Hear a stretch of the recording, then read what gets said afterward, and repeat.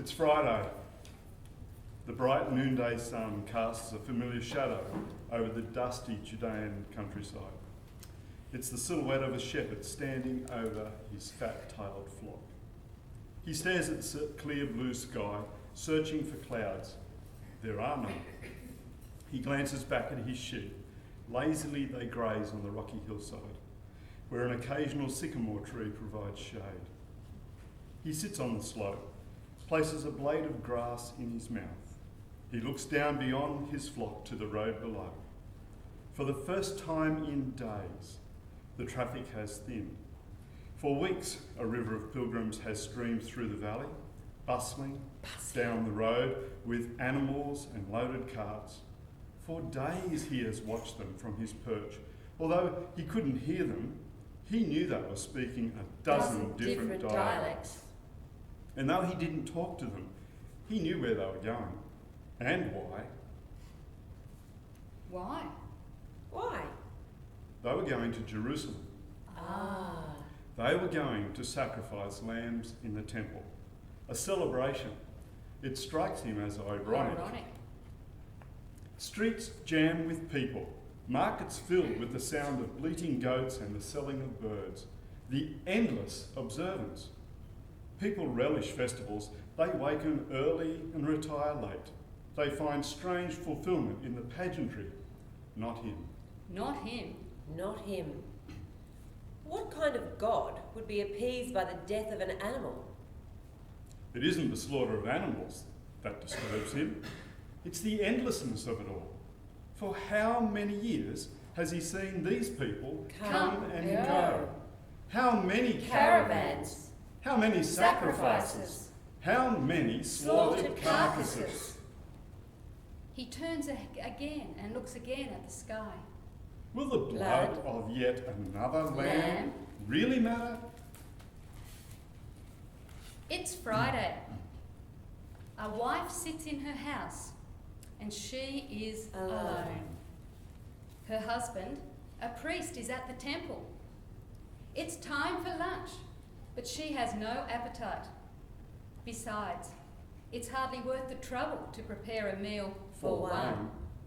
So she sits and looks out the window. The nearest street in front of her house is thick with people. If she were younger, she would be out there. And even if she had no reason to go out on the streets, she would go. There was a time when she was energised by such activity, but not now.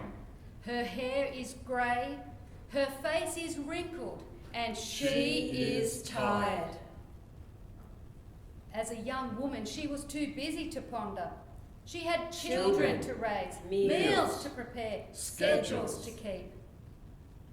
Now the questions are relentless. Who am I? Who am I? Who am I? Where did I come from? Where am I going? Why is this all happening? It's Friday. The house is alive with excitement. In one room, a man paces. In another, a woman pushes. Sweat beads glisten on her forehead. Her eyes close, then open. She laughs, then groans. The young doctor encourages her. Not much more. Don't give up.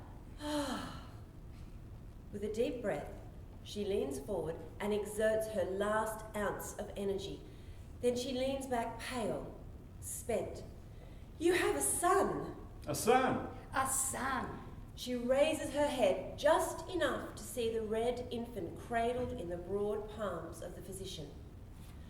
Delighted with his task, the doctor cleans the eyes and smiles as he watches them fight to open. The child, freshly welcomed from the womb, is returned to his mother. The next house he visits is quiet. Shh. Shh. Outside the bedroom, a white-haired wife sits. Inside is the frail frame of her husband, hot with fever. Fever. Nothing can be done. The doctor is helpless as the man takes his last. It's shallow. His bony, bare chest rises. His mouth opens wide, so wide that his lips whiten. Then he dies. Then he dies. The same hands that cleansed the eyes of the infant now close the eyes of the dead. All during a period of 6 hours on one Friday. He fights off the questions. He hasn't time to hear them today, but they're stubborn and demand to be heard. Why heal the sick only to postpone death? Why give strength only to see it ebb away? Why be born and then begin to die? Who'll point the crooked finger at death's next victim? Who is this one that with such regular randomness separates soul from body? He shrugs and places the sheet over the ashen face. 6 hours, one Friday. To the casual observer, the 6 hours are mundane. A Shepherd shepherd with his sheep, a housewife housewife with her thoughts, thoughts, a doctor doctor with his patience. Patience. But to the handful of awestruck witnesses, the most maddening of miracles is occurring.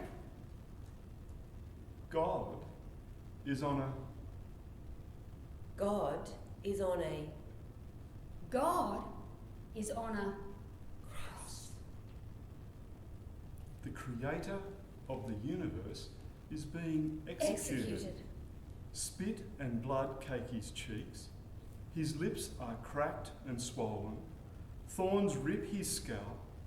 His lungs scream with pain. His legs knot with cramps. Taut nerves threaten to snap as pain twangs her morbid melody. Yet death is not yet ready. And there is no one, to save him. but he is sacrificing himself.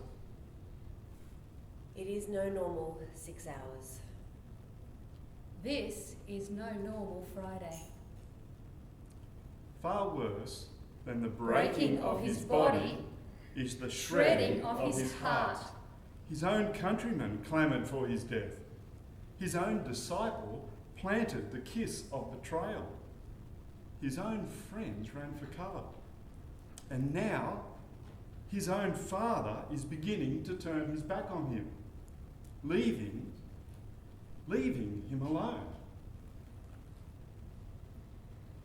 A witness could not help but ask, Jesus, do you give no thought to saving yourself?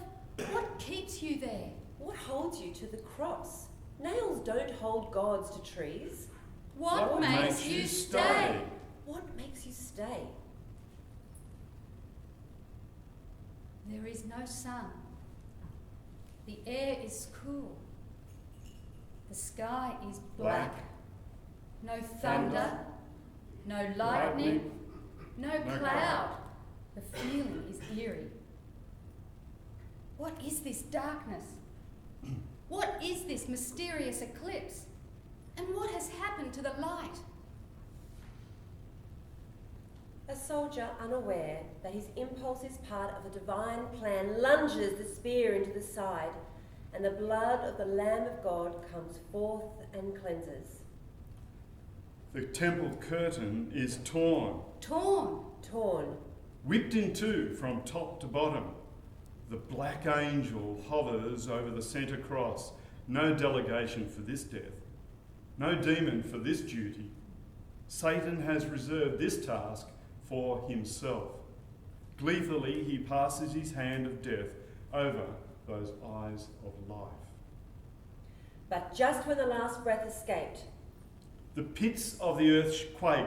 The earth shakes. There's a rock-splitting rumble, a stampede-like vibration. Prison doors are opened, and captives are thundering to freedom. Then, silence. our debt has been paid. Our debt has been paid in full.